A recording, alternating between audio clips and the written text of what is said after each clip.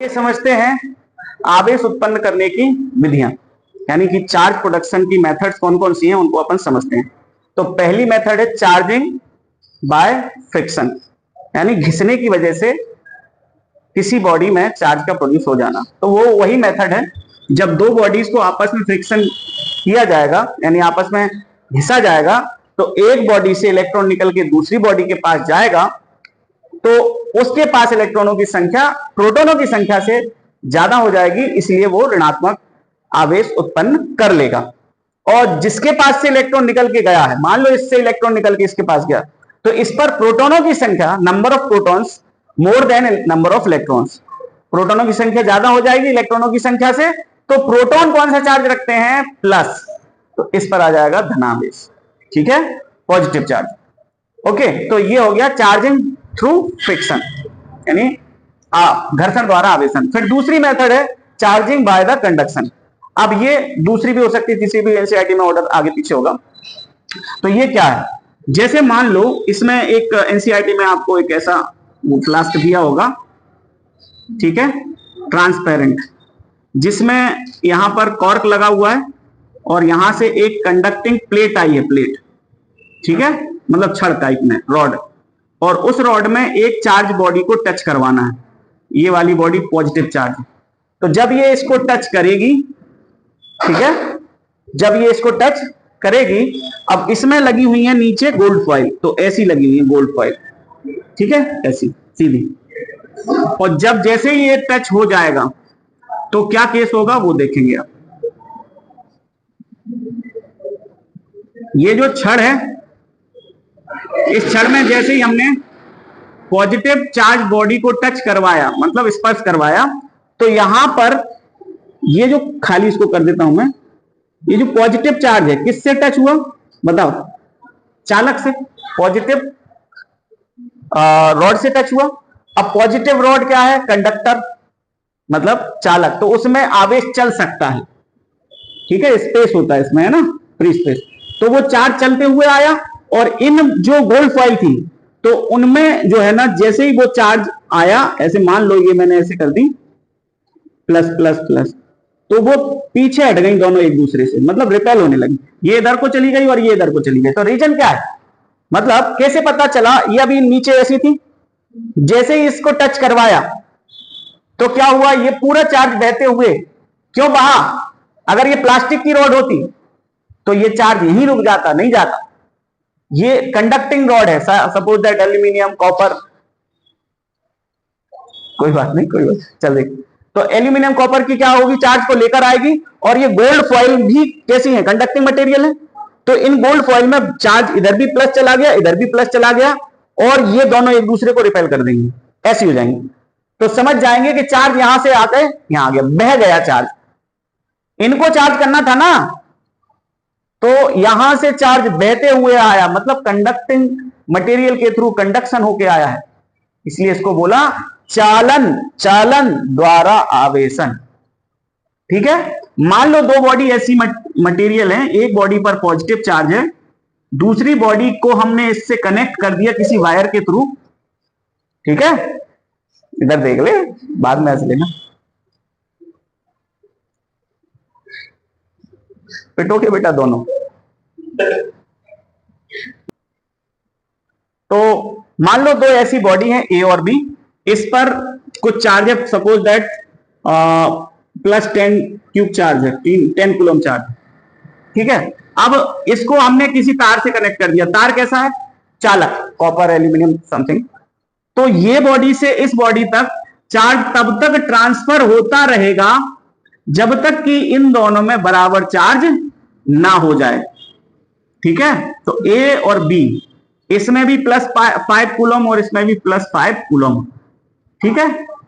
इसको भी हम क्या कह सकते हैं? चार्जिंग, चार्जिंग थ्रू कंडक्शन, चालन द्वारा आवेशन। बात समझ में आई? एक बॉडी से दूसरी बॉडी में चार्ज को फ्लो कर दिया, ठीक है। अब आती है तीसरी मेथड, जिसको हम बोलते हैं चार्जिंग बाय इंडक्शन, यानी कि प्रेरण द्वारा। इसमें क्या, बिना टच किए ही हम चार्ज प्रोड्यूस कर देंगे। कैसे? देखें, एक बॉडी पॉजिटिव चार्ज है, ठीक है, ये धनावेशित एक बॉडी, एक पिंड दूसरे पिंड के पास आया जो कि जिस पर कोई चार्ज नहीं, ये ए है और ये बी है।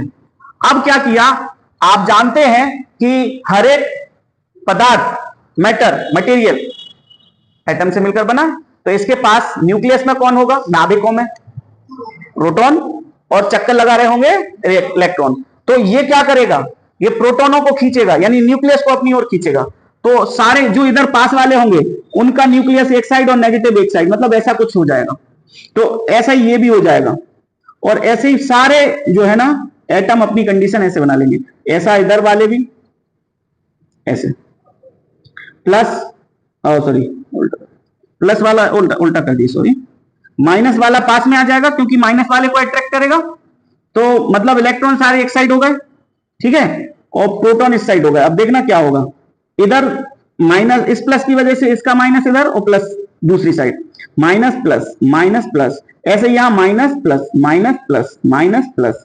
अब ये क्या करेंगे, जो बीच में दिए हुए हैं ये एक दूसरे को क्या करेंगे, कैंसिल आउट, माइनस से प्लस, माइनस से प्लस, माइनस से प्लस, माइनस से प्लस, माइनस से प्लस, माइनस से प्लस।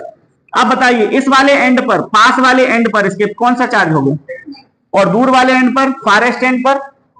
तो पास वाले सिरे पर ऋणावेश, दूरवर्ती सिरे पर धनावेश उत्पन्न हो गया। Nearest end produce negative charge, farthest end produce positive charge, ठीक है।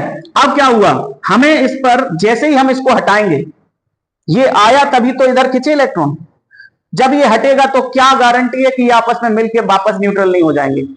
हमें तो इसको चार्ज करना है ना, हमें इसको चार्ज करना है। तो क्या करेंगे, इस बॉडी को दूसरे केस में बता रहे हैं, या इसी में देख लो, जब इस बॉडी को क्या करेंगे, अर्थिंग कर देंगे, यानी अर्थ से मिला देंगे, तो इसका पॉजिटिव चार्ज कहां जाएगा, इधर से होते हुए अर्थ में चला जाएगा। समझ गए बात को। अब इस पर कौन सा बचा, ओनली नेगेटिव चार्ज। अब इस बॉडी को क्या कहेंगे, भाई तुम जाओ, तो बीच में तो खत्म हो गया ना चार्ज, एक दूसरे से न्यूट्रल हो गए।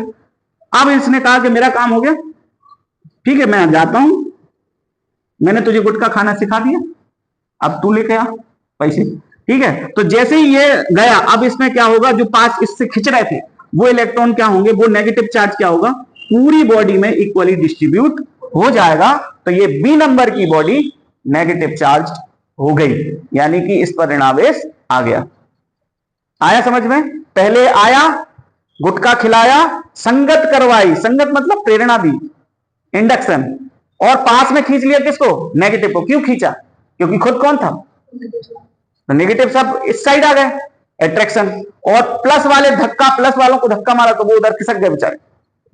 अब वापस वो भगेगा तो वो वापस से न्यूट्रल हो जाएंगे, तो इसलिए क्या किया, नीचे चले। अब बचे रहे कौन से, नेगेटिव चार्ज। आई बात समझ में। इस तरीके से ये तीन मेथड है आवेश यानी चार्ज प्रोडक्शन की, ठीक है। आया समझ में, आपको भी अगर समझ में आया हो लाइक करिएगा। जय हिंद मेरे प्यारे बच्चों, आज हम एक्सरसाइज 1.1 क्लास 10th का कर रहे हैं। इसका पहला क्वेश्चन है कि जो ये 140 है, इसको इसके प्रोडक्ट, इसके प्राइम फैक्टर करना है, फिर उसके प्रोडक्ट की फॉर्म में लिखना है। अब प्राइम फैक्टर कैसे करेंगे इसके, ये जो मेथड है बहुत सारे बच्चे इसको कहते हैं एलसीएम मेथड है। ये एलसीएम नहीं होती, इधर जो भी आते हैं वो प्राइम फैक्टर आते हैं इसके, ठीक है। तो 2 7 जा 14, इसको 2 से डिवाइड करेंगे कितना आ जाएगा 35। फिर ये किससे डिवाइड हो रहा है, क्या ये 2 से फिर से हो रहा है, क्या 3 से हो रहा है। 3 से हो रहा होता तो इन दोनों का सम कितना आना चाहिए था, 3 से डिवाइड होने वाला। 3 5 8 नहीं हो रहा है, तो अपन इससे 5 से कर देते हैं। 5 यूनिट डिजिट 5 है तो 5 से हो जाएगा। 5 7 जा 35, फिर 7 से। तो 140 के प्राइम फैक्टर्स कौन से हो गए, 2 और 5 और 7। हालांकि 2 2 बार आ रहा है, ठीक है। तो हम क्या लिखेंगे इसको, 2 × 2 × 5 × 7, ठीक है। और 2 को 2 बार है ना 2, तो हम इसको लिख देंगे 2² × 5 × 7। ये इसका आंसर होगा, ठीक है। बाकी आप ऐसे क्वेश्चन इसके दूसरा, तीसरा, चौथा, पांचवा कर लोगे, ठीक है। अब देखते हैं इसका, अब देखते हैं इसका क्वेश्चन नंबर 2। ये क्या कह रहा है कि इसके क्वेश्चन में लिखा हुआ है कि 26 और 91 का क्या करना है, एलसीएम और एचसीएफ पता करना है, ठीक है। तो हम क्या करें, 26 के फैक्टर कर दो। 26 के क्या हो जाएंगे आपके, 2 × 13 हो जाएंगे प्राइम फैक्टर। मल्टीप्लाई में एक और लिख के चलो, आपको हेल्प होगी। फिर 91 क्या लिख सकते हैं हम, 7 × 13 × 1, करेक्ट। अब हमें क्या क्या पता करना है, एलसीएम और एचसीएफ। तो हम पहले निकाल लेते हैं एचसीएफ। क्या एचसीएफ क्या फुल फॉर्म होता है इसका, हाईएस्ट कॉमन फैक्टर। क्या फुल फॉर्म होता है, हाईएस्ट कॉमन फैक्टर। कैसे करते हैं एचसीएफ, देखिए जो भी इन दोनों में कॉमन चीजें होंगी, कॉमन फैक्टर होंगे, उनको हम क्या कर लेते हैं, हाईलाइट कर लेते हैं। ठीक है, तो इन दोनों में 13 है, तो 13 को हमें एक बार लिखना पड़ेगा। कितनी बार, एक बार। बाकी जो बचे हुए हैं उनको भी हमें एक एक बार लिखना पड़ेगा। तो हम पहले स्टार्ट यहीं से कर देते हैं, दो और कहीं मैच नहीं कर रहा है तो दो एज इट इज, फिर 13 7 लिख लेते हैं। अच्छा एचसीएफ, सॉरी एचसीएफ है, तो हमें केवल कॉमन कॉमन लिखना है। क्या लिखना है, जो कॉमन है दोनों में वही। अब सर ऐसा तो 1 है, तो आप 1 भी ले सकते हो, कोई दिक्कत नहीं। ठीक है, तो हम लिख देते हैं 13 इंटू 1, कितना आया 13। ठीक है, इन दोनों में 26 और 91 में हाईएस्ट सबसे बड़ा कॉमन फैक्टर कौन है देखो आप। ठीक है, अब देखते हैं एलसीएम। तो एलसीएम क्या कहता है, लोएस्ट कॉमन मल्टीप्लिकेटिव। एलसीएम का फुल फॉर्म होता है लोएस्ट कॉमन मल्टीप्लिकेटिव। ठीक है, तो इसको कैसे करेंगे बेटा, इसमें जो कॉमन चीज है, कॉमन फैक्टर है, वो तो लेना ही लेना है, साथ में जो नहीं है कॉमन वो भी लेना है। ठीक है, तो जो कॉमन है उसको 2 बार नहीं लेना है, एक ही बार लेना है। ठीक है, तो हम क्या करते हैं, 2 लेते हैं, फिर 7 लेते हैं, फिर 13 लेते हैं, और फिर 1 लेना हो तो ले लो, नहीं लेना हो तो कोई दिक्कत नहीं, लेकिन हम लेते हैं। ठीक है, तो इनका मल्टीप्लीकेशन कितना आएगा, 182। ठीक है, तो ये आ गया आपका एलसीएम और ये आ गया आपका एचसीएफ। समझ में आया, ठीक है, समझ में आया। आपके लिए अगर समझ में आया हो तो लाइक कीजिएगा। क्या इसमें वेरीफाई भी करना है, चलिए करते हैं। तो चेक करना है तो अपन एक बार हेडिंग डाल देते हैं, चेक या वेरिफिकेशन कुछ भी लिख सकते हैं। तो इसको चेक कैसे करना है, बोल रहा है कि एलसीएम और एचसीएफ का जो प्रोडक्ट है वो किसके इक्वल है, product of the numbers, product of the numbers. अब आपके पास नंबर कौन कौन सी हैं बताइए, यानी हिंदी में लिख सकते हैं संख्याओं का गुणनफल।